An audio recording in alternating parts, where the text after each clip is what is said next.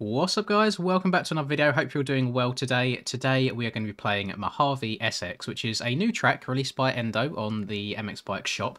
Endo has taken a bit of hiatus, but finally back. I always love his tracks, he always puts out really good content, so lovely to have him here, and hopefully he'll be here for a bit longer and put out some more stuff for us. Now, I'm a Supercross man, as you guys know. I love anything Supercross related, so of course I had to download this one. Now, this isn't just a Supercross track, however, it's much more than that. We've got our main Supercross track situated slap bang in the middle here, of course. However, I'm not sure if you can see off in the distance over there, we've got some freestyle jumps and a freestyle ramp. Over down this side, there's a whole bunch more like free ride-ish kind of lines, and there's even a bit of a trail that goes around the outside as well. So more than meets the eye on this one. So very excited to try it out. I know personally that I do need a bit of Supercross practice as I've not been performing as expected so far this season. So that's going to be my main focus. But then we'll hit a few jumps at the end and you guys can just see me like eat absolute crap over and over and over again. So let's get into it and I hope you enjoy. Right, here we go then, boys. Soupy time. Let's see how this goes. I've missed Endo's tracks. I know he took a bit of a break because he wasn't enjoying the game/community for quite some time. So it's really nice to see him back again. And I'm just very excited to get into this, really. I'm interested to see how his track style has changed since he's been gone. Now, not sure how long this took him to complete at all. So we're just going to go into this hoping that it's taken him quite some time. I know that he's released projects in the past that have taken like a good 6 months plus, and this one should be just as enjoyable. I don't think I've played any like dedicated Supercross tracks from him, and oh my god, I think Supercross tracks are probably going to be one of the hardest things to make like in this game, just in terms of scaling and lines. Oh, and straight off the bat, this has got a little bit of character to it. How well can you see this? If I back up, can you see? So just at the lip of this single right here, it's not like straight or it's not, what's the word I'm looking for?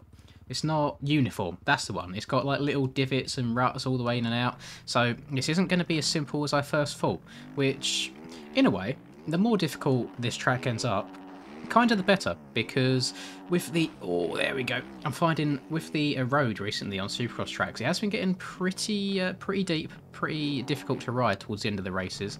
I know that Oakland, for example, was by far the most difficult round of the season. I mean, so far out of the 6 rounds that we've done. And the road was quite strange on there. So it got super deep in the corners, but there was like really abrupt insides to the ruts. It dropped down really sharply. I mean, I feel like I rode at Oakland probably the best I've ridden all year, to be completely honest, and I think part of it is to do with the Yamaha, which I am currently riding and trying to grind and get more and more comfortable on. And I still get, I think I've explained it quite a few times now, but I do keep getting more and more each video when people see that I'm riding it. It's just a comfortability thing. I kind of poo-pooed it for such a long time because I didn't want to be the same as everyone else. Finally gave in, and turns out that honestly it probably is the most comfortable bike out of the lot. Another little update, whilst I'm riding like absolute cheeks right now, do forgive me, I'm sure I'll get a couple of solid laps in before the end of this video, is the 2-strokes. So, unfortunately, the 2-stroke bikes have been delayed until the 27th of February now. They are also going to be paired along with an update to these current OEMs, so the 250 and the 450. Very intrigued to see what they do there. I've heard a rumour that apparently like bikes as in like the TM and the Suzuki are going to get a little bit of a buff to make them somewhat competitive or comparable to the other bikes. I'm not sure if any bikes are going to be nerfed as such. I also don't know all of the in-depth ins and outs really of what they're changing. I would imagine, based on all the feedback that I've seen from these bikes since they've been released, a lot of it's to do with like front end issues. I feel like they're very unstable, more so the 450s than the 250s. I've never really had any issues with the 250s at all. I think they're a lot of fun. I certainly, oh my god, that was a horrible kick going into there, Jesus. Let me try hitting that again. Yeah, I've never really any complaints really about the 250s. It's just the 450 thing, which is the sole reason really why for the MXGP season that is also starting on the 27th. That's going to be interesting to see the bikes releasing just before we all do a race. Kind of reminds me of the pre-season Supercross where the bikes all dropped straight before we was meant to race it. It's going to be interesting to see if any bikes become like a new meta, because if anybody tunes into any streams at all at the moment, you know that it's 99% Yamaha and then a Fantic or two and a KTM or two, and that really seems to be it in the 450 class. If we move over to 250s, it's just like a Honda show, to be honest. And I do like the Honda. Sole reason being is I don't use any suspension like setups at all on the 250s. I just run it stock, and the Honda, for me at least, feels the most comfortable. I should quad all the way out of there, shouldn't I? I definitely should. Now, I've got the erode on 2.5 for this video, so pretty damn deep. However, on the MXB mods post, Endo did state that the track is meant to rut up quite well on higher road values, and I actually think he probably meant higher than I'm running right now, because you can see like them slight light bits of the track where I'm running through them, but it doesn't look like it's digging super deep. And I've found that since Piboso done that one update on the erode as well, it's just been a little bit strange and inconsistent. Can I triple there on over? Don't crash, don't crash, don't crash. Right, thank you. Let me try sending this, because I think I can quad in here. Oh, that was so close. There are some big lines on here. 100% there's some big boy lines. I kind of want to give that another go. You got to be very precise on where you take off on these jumps as well, because of the just like uniqueness of the face of these jumps, where they're not all uniform. I think I'll go quad again, so like a quad double, maybe? I'll have to try that next lap round. I don't want to keep turning around and hitting the same section over and over again. What's this bad boy like? Just a big triple there. Can I just send this one all the way? Oh, don't lose the front end. Thank you. There we go. And then triple this. If I scrub this one and downshift, no, second gear, send that, quad it all the way into the corner. Oh my god, I've overjumped it. Slam on the brakes. Oh, okay, there we go. Just MX bikes things when you get too high on a berm and it just yeets you off into the distance. Same with the ruts as well. I think it can happen sometimes if the top of the rut or berm is a little bit too peaky, and the bike just yeets itself off in another direction, which is a little bit annoying. But I'm kind of vibing with this track so far. I love jumping up onto that. We've had Dragons back at the last 2 rounds of the Supercross season, actually, and the one at Tampa I really struggled with. The one at Oakland I really enjoyed. I think it's just due to the run-up and the size of the whoops, and I'm not against Dragons back at all. I mean, back on Sim, I used to really enjoy them, and there's been Dragons backs in the past aerial MX Bikes championships as well that I quite enjoyed. But yeah, for whatever reason, that one on Tampa was not really gelling with me at all. I don't know why. I just couldn't get the line down, so end up taking the slow boy line and kind of losing half a second to a second a lap, but I think it was worth it in the end. And up and over overall in the last 2 rounds, I've been a lot happier just in terms of my riding. Round 4 at Houston, I think it was round 4, was kind of like my low point, getting a P6 and just feeling like I needed to change things. I've been trying to play this game a little bit outside of me recording videos on it, because usually I just hop on, do my video, and that's it for the day. You know, I won't really focus on racing at all or practicing until race day itself.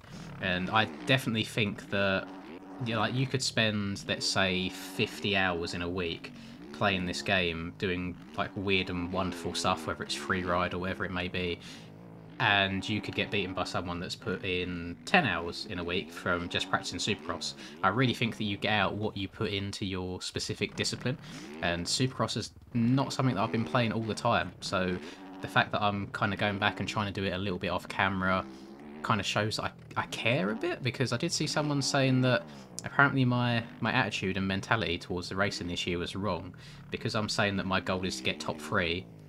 I haven't got the desire to win anymore, even though I'd love to get a win. I'm just kind of being realistic in terms of who's on the track with me. You know, I mean, both Skills and Hurls are very talented people, and I think to get a win over either of them two, if I get 1 win in this entire season, or was it it's like 17 rounds, I think, isn't it?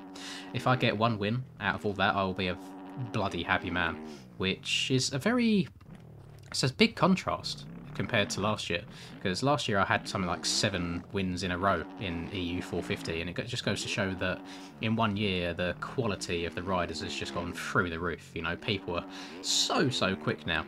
But I think I'm slowly improving as well. I'm just taking quite a bit longer than everyone else has, and the one thing that's, oh my god, I can't get through these whoops. I'm getting a horrible kick. Let me just go and look at the lay of land. Let's see what's going on here. I probably need to cut down a bit more in the corner. Let's see.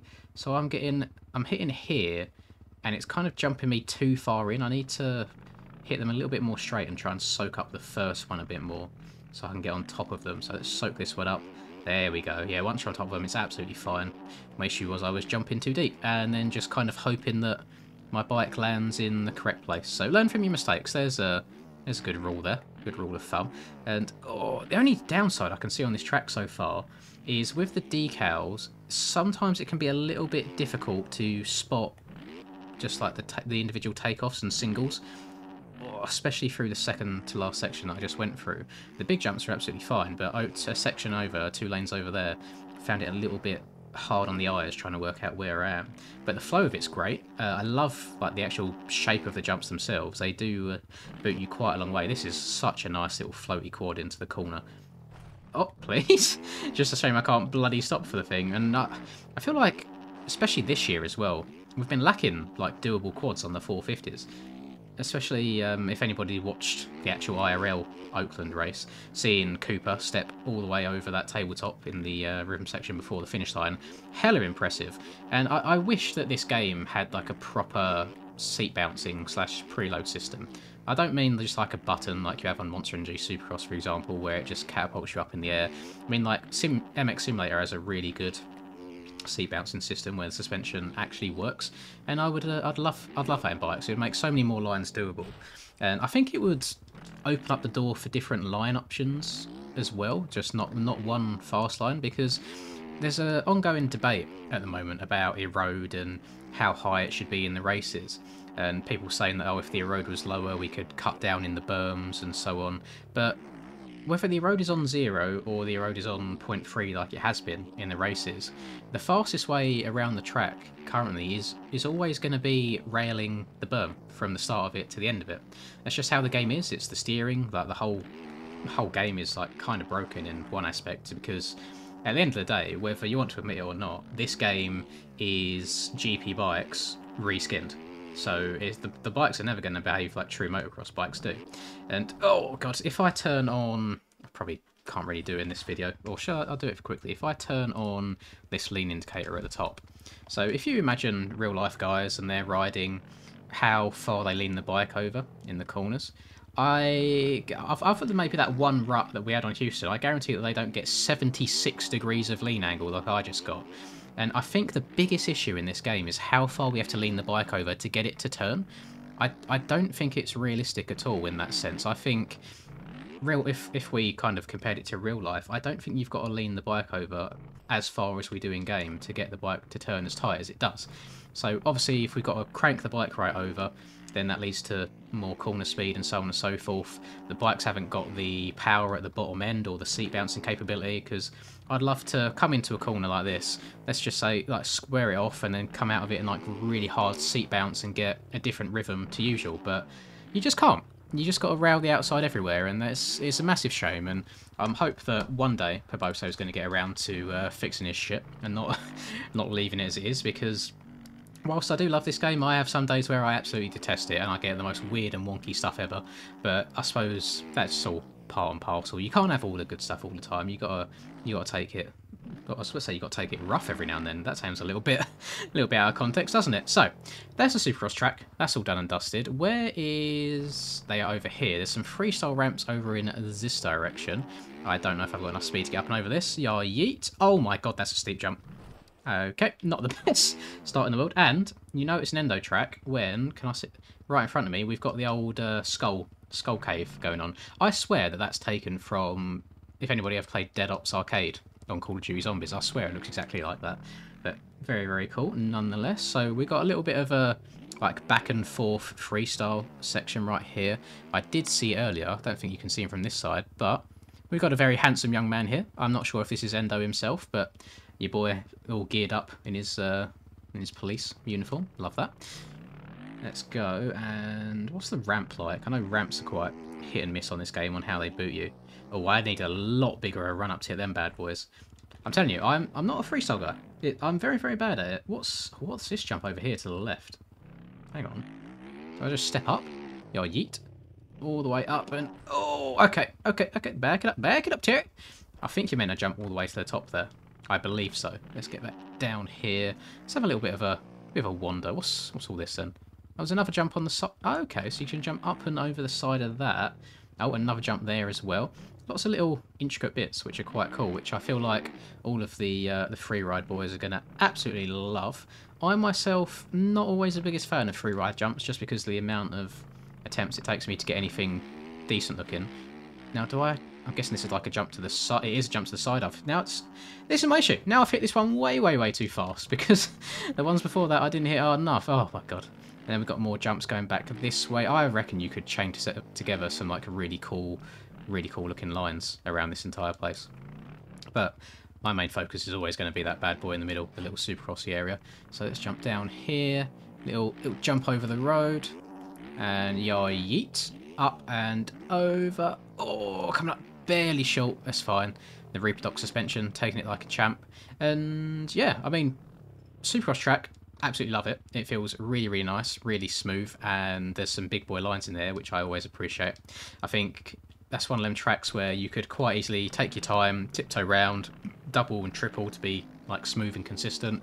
Or if you're like me and you're a little bit impatient and you want to just try and hit some massive quads and so on, oh sugar, you've got the ability to do so.